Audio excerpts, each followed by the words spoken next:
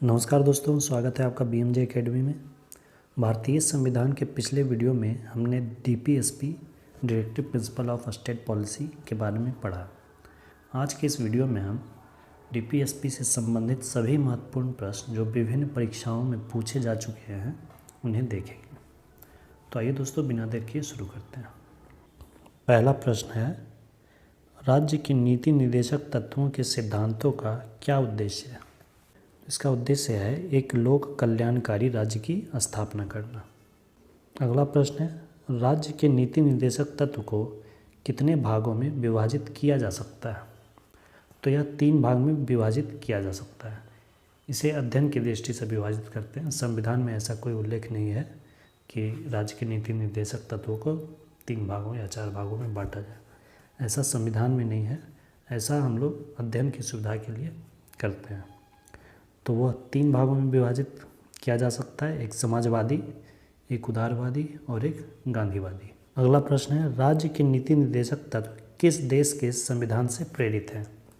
तो यह आयरलैंड के संविधान से प्रेरित है और आयरलैंड का संविधान 1937 में बना था। अगला प्रश्न है, समान कार्य के लिए समान वेतन भारतीय संविधान में किसके अंतर्गत, इस अनुच्छेद के अंतर्गत सुनिश्चित किया गया है? तो यह राज्य के नीति निर्देशक तत्वों के अंतर्गत सुनिश्चित किया है, जिसमें अनुच्छेद 39 में यह इसका वर्णन किया गया।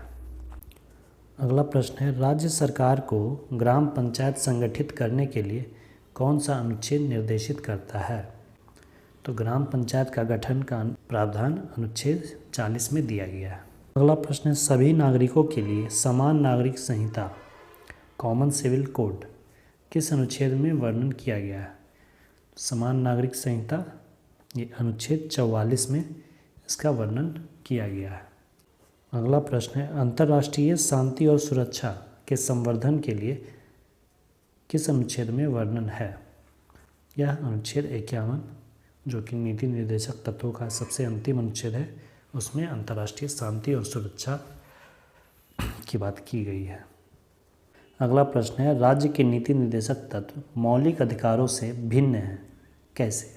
तो यह इसलिए भिन्न है क्योंकि मौलिक अधिकार न्यायालय में प्रवर्तनीय है, परंतु नीति निर्देशक तत्व प्रवर्तनीय नहीं है। इसका अर्थ यह हुआ कि मौलिक अधिकार जो नागरिकों को दिए गए हैं, अगर वह उसे नहीं दिए जाते हैं तो फिर न्यायालय में चुनौती दी जा सकती है।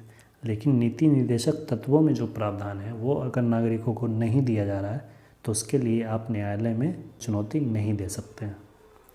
नीति निर्देशक तत्व में गांधीवादी सिद्धांत कौन से हैं?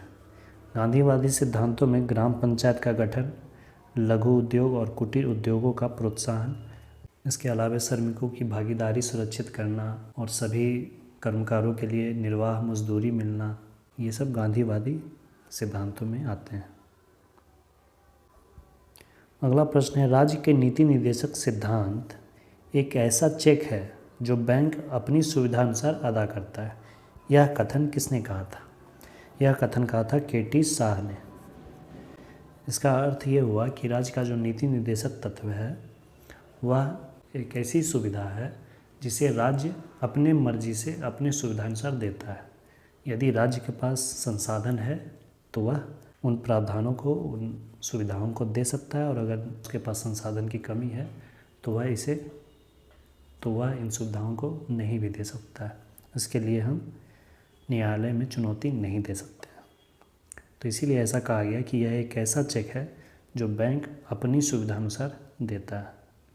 बैंक के पास अगर पैसा होगा तो देगा, अगर नहीं होगा तो नहीं देगा। अगला प्रश्न, भारतीय संविधान में नीति निर्देशक तत्वों का उल्लेख कहाँ किया गया है? तो यह भारतीय संविधान के भाग 4 में अनुच्छेद 36 से लेकर अनुच्छेद 51 तक में राज्य के नीति निर्देशक तत्वों का वर्णन किया गया है। किस संविधान संशोधन अधिनियम ने राज्य के नीति निर्देशक तत्व को मौलिक अधिकारों की अपेक्षा अधिक प्रभावशाली बताया है? तो नीति निर्देशक तत्वों को मौलिक अधिकारों से ज़्यादा प्रभावशाली बताया गया था 42वें संविधान संशोधन 1976 में। इसमें यह कहा गया कि नीति निर्देशक तत्वों के लिए मूल अधिकारों को दबाया जा सकता है। भारतीय संविधान के किस अनुच्छेद में न्यायपालिका तथा कार्यपालिका के पृथक्करण का वर्णन है? तो न्यायपालिका को कार्यपालिका से पृथक्करण करने का वर्णन अनुच्छेद 50 में दिया गया है। अगला प्रश्न है, भारत के किस राज्य में समान नागरिक संहिता लागू है? यह एकमात्र राज्य गोवा है जहाँ की कॉमन सिविल कोड लागू है। अगला प्रश्न, समान न्याय और निःशुल्क विधिक सहायता का प्रावधान किस अनुच्छेद में है? यह अनुच्छेद 39A में इसका वर्णन किया गया है, जिसमें सभी गरीबों के लिए समान न्याय और निःशुल्क विधिक सहायता उपलब्ध कराने की बात की गई है। अगला प्रश्न है, किस अनुच्छेद के द्वारा दुर्बल वर्गों को शिक्षा संबंधी सुरक्षा प्रदान की गई है? तो यह अनुच्छेद 46 में इसका वर्णन है कि SC और ST जो कम्युनिटी हैं उनके लिए शिक्षा, आर्थिक हित, सामाजिक न्याय और शोषण से सुरक्षा का प्रावधान। अगला प्रश्न, काम करने के अधिकार को राज्य के नीति निर्देशक तत्व में किस अनुच्छेद के अंतर्गत रखा गया है? तो काम पाने का अधिकार, विषम परिस्थितियों में कुछ विशेष दशा में काम पाने का अधिकार, शिक्षा पाने का अधिकार, लोक सहायता पाने का अधिकार, ये सब अनुच्छेद 41 में वर्णन किया गया है। अगला प्रश्न, केशवानंद भारतीवाद 1973 में सुप्रीम कोर्ट ने किसे सर्वोपरि बताया था? केशवानंद भारतीवाद जो 1973 में इसका जो जजमेंट आया था उसमें सुप्रीम कोर्ट ने कहा था कि मौलिक अधिकार सर्वोपरि है। नीति निर्देशक तत्वों को मौलिक अधिकारों की रक्षा के लिए दबाया जा सकता है, लेकिन बाद में फिर 42वें संविधान संशोधन 1976 में ये कहा गया कि नहीं, नीति निर्देशक तत्वों के लिए मूल अधिकारों को दबाया जा सकता है।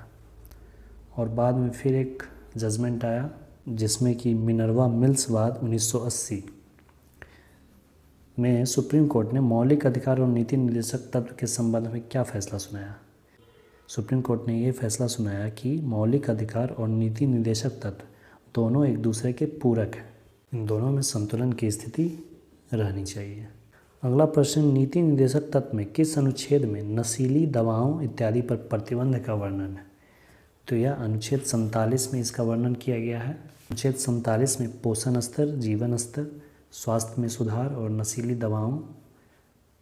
दवा इत्यादि पर प्रतिबंध की बात की गई है। अगला प्रश्न, राज्यों को 6 से कम आयु वर्ग के बच्चों के लिए शिक्षा और स्वास्थ्य उपलब्ध कराने की जिम्मेदारी किस अनुच्छेद में वर्णित है? तो इसका वर्णन किया गया अनुच्छेद 45 में, और यह 86वें संविधान संशोधन 2002 में किया गया था। शिक्षा का अधिकार जो है RTE वो 86वें संविधान संशोधन 2002 में जोड़ा गया था, और उसे जोड़ा गया था अनुच्छेद 21A में, जिसमें यह प्रावधान किया गया कि 6 से 14 आयु वर्ग के बच्चे जो हैं उन्हें निःशुल्क प्रारंभिक शिक्षा दी जाएगी, और उसे एक मौलिक अधिकार में बनाया गया शिक्षा का अधिकार, और उसे अनुच्छेद 21A में जगह दिया गया। वह इसी अनुच्छेद 45 में था, लेकिन जब यहाँ से इस प्रावधान को एक मौलिक अधिकार बना दिया गया तब ये अनुच्छेद रिक्त हो गया था, खाली हो गया था। इसलिए फिर यहाँ इसी अनुच्छेद में 6 से कम आयु के जो बच्चे हैं उनके लिए शिक्षा और स्वास्थ्य उपलब्ध कराने की जिम्मेदारी राज्यों को दी गई। अगला प्रश्न है, कर्मकारों और कुटीर उद्योगों के विकास के लिए प्रबंधन किस अनुच्छेद में है? यह अनुच्छेद 43A में है। अगला प्रश्न है, कृषि और पशुपालन से संबंधित विषयों की चर्चा किस अनुच्छेद में की गई है? तो कृषि और पशुपालन से संबंधित जो भी विषय हैं उनकी चर्चा अनुच्छेद 48 में की गई है। इसके अंतर्गत कृषि और पशुपालन में आधुनिकता का प्रयोग, वैज्ञानिक प्रणालियों का प्रयोग और दुधारू पशुओं की रक्षा, पशु बलि और प्रतिबंध इत्यादि ये सब विषय इसमें जोड़े गए हैं अनुच्छेद 48 में। अगला प्रश्न है, पर्यावरण को बेहतर बनाने के लिए वनों और वन्य जीवों के संरक्षण की व्यवस्था का वर्णन किस अनुच्छेद में है? यह अनुच्छेद 48A में किया गया है। अनुच्छेद 48 में था कृषि और पशुपालन, उसी में 48A जोड़ा गया जिसमें कि पर्यावरण की सुरक्षा, वन्य जीवों के संरक्षण की व्यवस्था का वर्णन किया गया है। राष्ट्रीय महत्व वाले ऐतिहासिक स्मारकों और वस्तुओं के संरक्षण के लिए निर्देश किस अनुच्छेद में दिया गया है? तो यह अनुच्छेद 49 में दिया गया है। तो ये थे दोस्तों directive principle of state policy, राज्य के नीति निर्देशक तत्वों से संबंधित सभी महत्वपूर्ण प्रश्न। ये सभी प्रश्न विभिन्न परीक्षाओं में पूछे जा चुके हैं। भारतीय संविधान के वीडियोस बिल्कुल क्रमबद्ध तरीके से चैनल के प्लेलिस्ट में है, आप उसे ज़रूर देखें। आपको और भी महत्वपूर्ण टॉपिक्स पर, महत्वपूर्ण सब्जेक्ट्स पर वीडियोस प्लेलिस्ट में मिलेंगे, आप उन्हें अवश्य देखें। और दोस्तों प्लीज़ चैनल को सब्सक्राइब करें और अपने दोस्तों के साथ शेयर करें। धन्यवाद दोस्तों, जय हिंद।